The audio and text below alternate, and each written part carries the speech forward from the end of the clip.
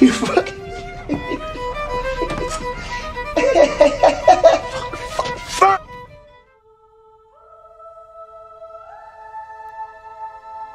Now, when seeing the title of this video, you're probably expecting me to go right in on the millennialisms of the new age of Gears characters, the non-stop quips of JD, Del, Kait, and Foz.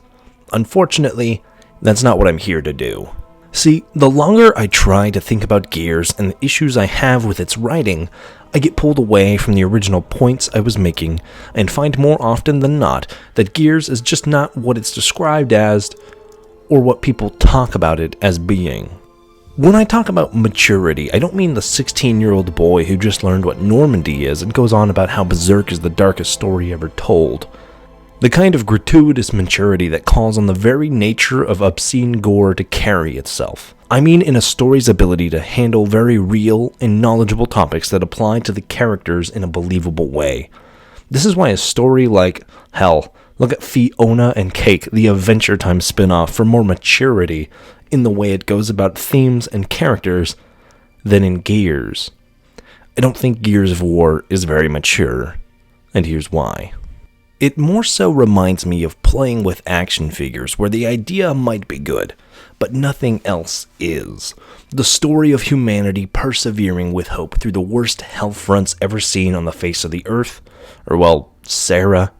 Neat idea, but it doesn't get a centimeter deeper than that. It's almost, obviously, like Warhammer 40k, but where Warhammer has the upside of 4 decades of intricate and complex lore, an over-the-top aesthetic that just refuses to say no, and a complete disregard for realism over the rule of cool. Gears tries to ground itself and sort of becomes this grimdark pretender with an inconsistent tone. When you think Gears, you might think of the other war shooters at the time, Call of Duty, Army of Two, Mass Effect, and Halo, among others. Granted, it comes from the same era and features a lot of the same writing styles, but the soldiers of Gears feel the most hollow to me, not just the faceless grunts like Anthony Carmine or other voiceless extras in the background, but even the most well-known members of the series. It kind of reminds me, funnily enough, of the God of War series, where fans portray it as this awesome epic of betrayal and tough choices, and Ragnarok has done a lot to portray the series like this too, but in reality, most of the original God of War games featured a raging lunatic who acted before thought. Part of the charm, I'm well aware, but in the same breath, it would be just as hollow and featureless as Gears is now, without Cory Barlog and Christopher Judge breathing life into that character. With Gears, you might hear the struggles with characters like Marcus, Dom, or any of Delta. Marcus and Dom are not friends on screen in any meaningful way outside of the books and the comics, which I know the majority of fans will not have read when referring to these characters. Marcus and Dom don't have a single line of dialogue indicating just how close they are. Yes, Dom trusts Marcus and the same vice versa. They're clearly important to one another, but Marcus's brotherhood with Dom is something that is just kind of accepted and never said. Granted, I enjoy stories that opt for show, don't tell, but with Gears, it often turns into show once, and it's always been true. Marcus doesn't call or refer to Dom as his brother until after he dies. I just lost my fucking brother, alright? You hear that? My brother! There's no conversation when they're split up, or even in the down times, where Marcus and Dom have a meaningful relationship beyond that of literally two soldiers who just happen to be paired together. These aren't brothers in arms, they're just comrades. Even with the others, it's kind of weird to me that Kait gets the whiny label, when that's the entirety of Baird's dialogue in the first few games. Who loves you, baby? Yeah, group hug. As of now. Sergeant, plan? What plan? You don't have a plan? You're just talking shit. Whatever, boss man. Slightest inconvenience? Pissy comment. Ask for something? Pissy comment. Now I love Baird, obviously because I grew up with Delta. But if I was playing Gears 1 for the first time now, and not when I was a kid and didn't really understand these games, he would be so much more annoying. Baird being an asshole is his whole thing. I'll give him that, and he does get a little bit better, but it's the same nonsense. Not to mention the lack of integrity among any of these characters. Let's see what happens when a squad made of a genius, a special forces cadet, the diversity inclusion, and the terrorist decide to commit treason and steal a nuclear bomb from their own military. Okay, the terrorist makes sense, but the other ones?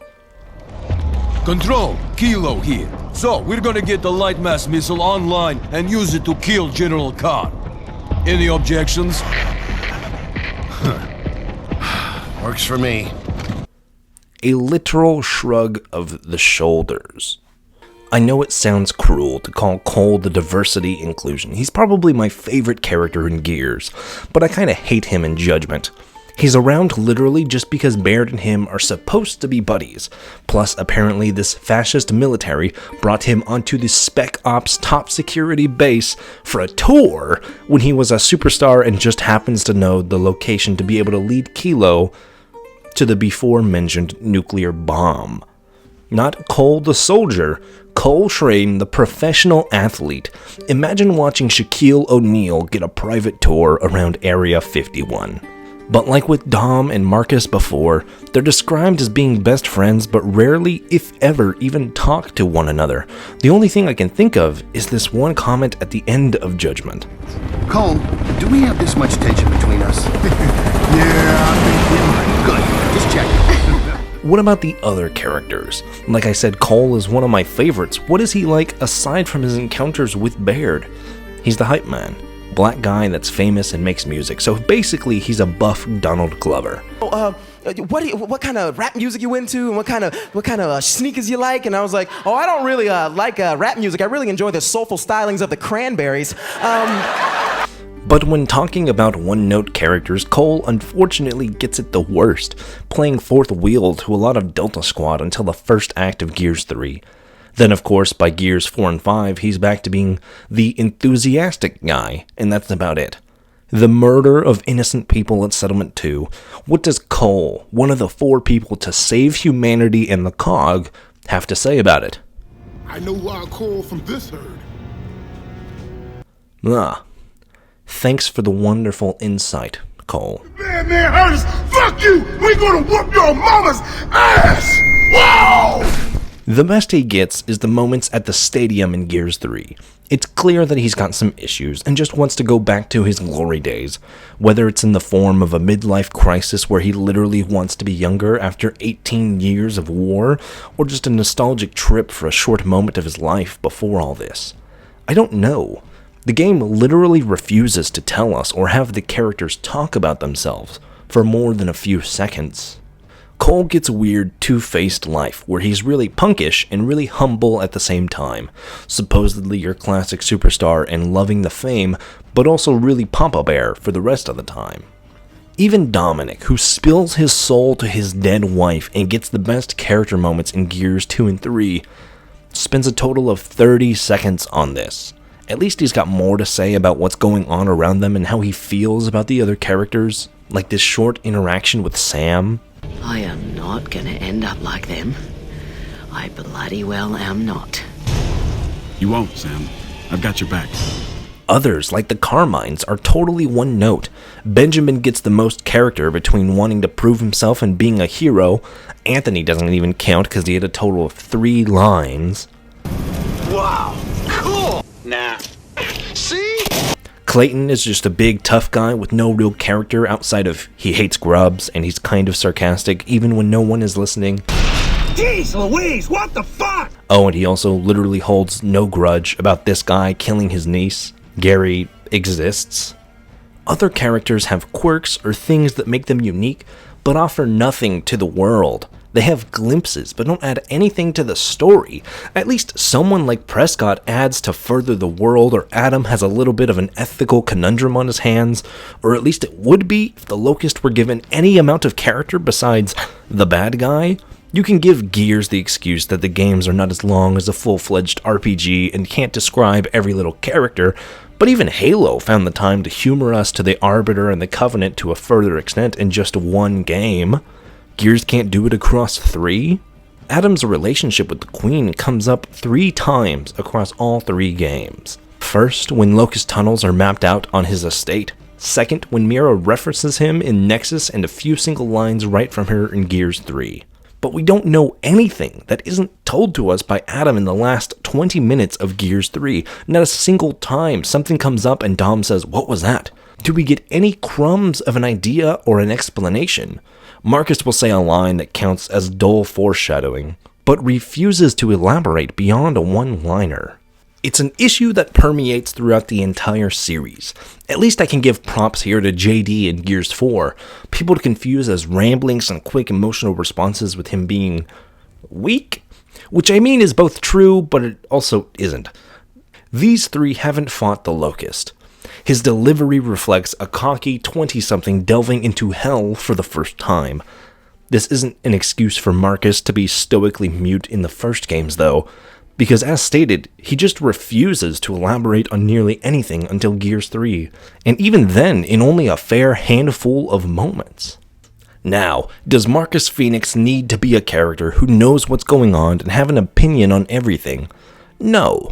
But don't tell us something like how Marcus and Dom are such good lifelong friends, but then the only friendly one is Dom. The only time we ever get shown Marcus having an emotion other than grr in Dom's presence is when Maria dies and when Dom himself is in the dirt. And even then, he had more to say when Ty died than when Maria was put down. No! Let's get this straight. Dom, Marcus's lifelong friend, mercy kills his own wife in an active war zone, and all Marcus gets out is a wince and continues on. He's there for Dom in a way, where he doesn't press him on sneaking into the Nexus and kind of pushing him into it, but he showed more emotion when Ty, a dude he knew for maybe half as long as he did Dom, but not nearly as well, died. Hell, he seemed more beat up about Benjamin getting eaten alive, and that's someone he met that morning. It's not even used in the effect that, like, Marcus has some weird shutdown effect. He just does not care as much, at least from what we're shown. There's a weird sense of disconnect between what characters do and what they might say on any given level, and what we're told or what we know about them. But Buster, these relationships come out in the books and the comics. Nah, man, not even. The only Santiago that Marcus shows any care about in the comics was Carlos, and he's not even in the cover art. Of course, these issues come into play with the modern characters too. Del gets it the worst. He exists to be the buddy character, but we know nothing about him. At least he's charismatic, and Eugene Bird, Delmont's voice actor, does a great job at making him likable, on top of the fact that JD and Del actually feel like childhood buddies, unlike Dom and Marcus. But he holds nothing in the story. He kind of feels the Baird role of being the tech guy to fix stuff, but we're not working on the traditional military squad framework from before. He's not the control-ordered tech guy. He's the best bud who just happens to be semi-techie. Del's most prominent trait, and one I like a lot, is that he's very considerate of JD, of Marcus, of Kait, of everyone around him. It makes him very enjoyable as a character to me. It's just a shame he has no urgency or independence as the friend attached to the hip, because it's a co-op game, and we need 2 people to gallivant in the snow for 6 hours. Take the example that Del wears Marcus's bandana at the beginning of Gears 4. That question is never answered. Why Del and Marcus are close enough that Marcus would give him his own bandana that he wore throughout the Locust Wars to hold on to? We don't get an answer to that because the games don't even try to bother to build a relationship with these 2 characters. James Dominic Phoenix. He's a lot like Cole to me. I like him a lot in very specific moments, and other times he fits the dude bro characterization like a glove. I enjoy the cocky attitude that's backed up by a bloodline that literally saved humanity. Of course the man has an ego. This culminating in him royally fucking up and getting a Carmine killed, then going dark before trying to redeem himself. I like it. The redemption itself is very shaky and ultimately amounts to JD asking, "Sorry man, can we be friends?" and Kait accepting it even though he had done nothing to actually redeem himself. Okay, because I'm here to help. If you'll have me. along with Settlement 2, something I feel like was just rushed together. We got glimpses of his work in Gears 4 with mysterious lines from Jin, but they seem to point in the direction that he was a spy or secret ops agent who specializes in taking specific targets and or political kidnappings, something the COG is not above doing. But no, this link to him and the disappearances in Gears 4 was from a time that he opened fire on a crowd of protesters? I guess the argument would be that he blamed the COG and was taking it out on them, but in that context, I don't think Jen's assertions make much sense.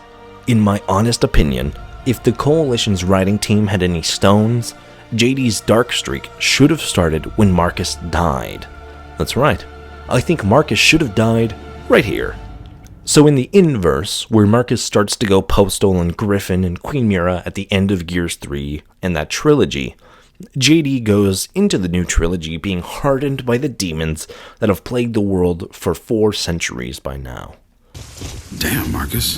He'll get over it. She's dead, man. Give her a minute. She'll get her minute in the Raven. And finally, Kait.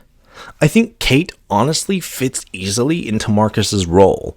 She spends most of Gears 4 pointing out the obvious and making small remarks that are the most blatant foreshadowing you would ever see in a video game. Shouldn't that take a lot of time? Some insect juveniles can become drones in days. Hours even.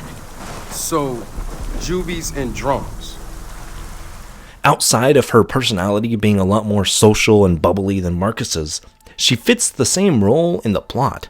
She's the main driver with Reyna being kidnapped. If there were anyone else, why would Kait and JD and Del go chasing across Sarah for these new monsters?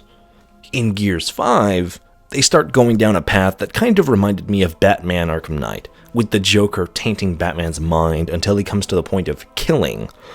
But with Kait, it is 100% predictable and 0% impactful. She doesn't even glimpse into turning over to the Locust side. She pulls a gun on Del, I guess, but it makes no sense and takes nothing to convince her otherwise. My biggest takeaway from Kait is not that she's whiny or annoying, although a good number of Gears fans online will say that they'll rather play as JD in Gears 5 because woman bad, man good. My take is that Kait would have actually changed the status quo and gave us an interesting conflict between lovers, toxic families, and the human v Locust war altogether. Instead, we literally just have a repeat of Gears 2, heading towards a redundant and meaningless conclusion where the humans win and we're right back where we started with nothing new to say. Of course, it's not always a bad thing. For some games, Doom Eternal doesn't have to be a striking orchestra of emotions when it's so good at being Doom. Bolt Gun is an example of taking the framework and going all the way with it. Halo Infinite didn't do anything out there, but it stayed right in its zone and did it well. Gears 5 has nothing but wasted potential, and I'm not just talking about the map builder. There's so much you can do with these characters, this world, and everything. You have people who go the David Jaff route and ignore the idea of complex or changing characters, but if Kratos can evolve from a mindless and truly contradictory character whose main catchphrase was "rah," why can't Marcus, who arguably started with more of a hint of complexity from the get-go?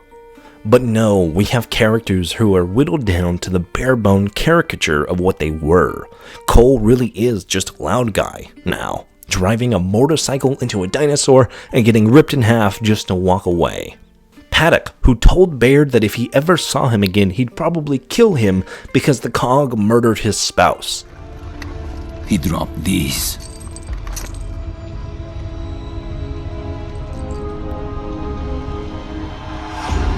You want to stay friends? Let's never see each other again. But now he seems to give no shits about hanging out with the COG and just assumes the role of grumpy old guy is grumpy. Foz is consistent, he pretty much is the only one who actually has traits that he sticks by, but we'll see if that's changed by the next installment. Baird has become old guy is quirky and talks to his sassy AI companion, but he will never have anything over Joker and Edie. Even Hoffman, shitting in his senior citizen diapers, is just an enthusiastic southern old guy, rather than the strict nails and no-nonsense leader he might have once been. A lot of these issues are exfoliated throughout the entire series. If this was all that Gears was, then fine, sure. Shallow characters are present in a lot of fun games. Far Cry has them, Battlefront has them, COD has them. It's not a uniquely Gears-based problem, but it's almost more disappointing than Anton Castillo's entire existence in Far Cry 6, when Gears has the ability to do so much more and just refuses to tap into that. And I can't tell if it's mainly an issue of the Coalition being too shy to make any noteworthy changes, or if they started taking on the Zack Snyder effect, where they think the writing is heart-wrenching and compelling, but is just so cookie-cutter that it might as well be the pre-made cookies from Walmart. The Hivebusters campaign is the least offensive of any of these, and that's only because it follows characters with a single goal and a small set of traits, not too hard to mess up. The Wakatu. I'm living out what my parents and Gran used to believe was mythology. Just stories. I was in prison when Gran passed. When it actually is structured around a singular theme. Something that's absent from Gears 4 and 5. If the loosey-goosey theme of the original trilogy would be perseverance through hope, then the theme of the new games would be something like, I don't have friends, I got family. Except that doesn't even do it, because, like we've gone over, the whole dilemma about Kait choosing between her locust ancestry and humanity was over and done in about 10 seconds after being built up into this whole thing. All in the end, Gears falls into a regular trap of telling us, the audience, one thing, and showing something completely different. It feels so inconsistent and bare bones that it hardly gets the bare minimum across story-wise. As an action-adventure shooter, sure, it's fine. But when I know it's capable of so much more, it's just that much more disappointing, too.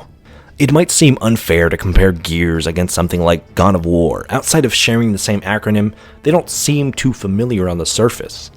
While they're both action-adventure, third-person story games, they both feature protagonists with muddled stories that try to do better, and of course both are flagship titles for Xbox and PlayStation respectively.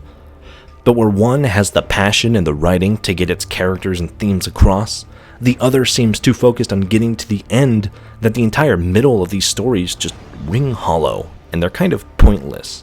It gets the bare minimum done, and always serves as a good tech demo for the newest developments in Unreal Engine. Probably why Gears 6 is taking so long with the new and expansive features of Unreal 5. But outside of that, when it comes to the deeper things that Gears tries to sink its teeth into, it always falls short, in my opinion. Gears has guts, but not the maturity to show it. Thank you guys very much for watching. If you've made it this far, please consider to like, subscribe, bell, all of that nonsense if you would like more of this from me. Otherwise, thank you very much for watching. Remember to stay cool, have fun, and be awesome. And I'll see you next time.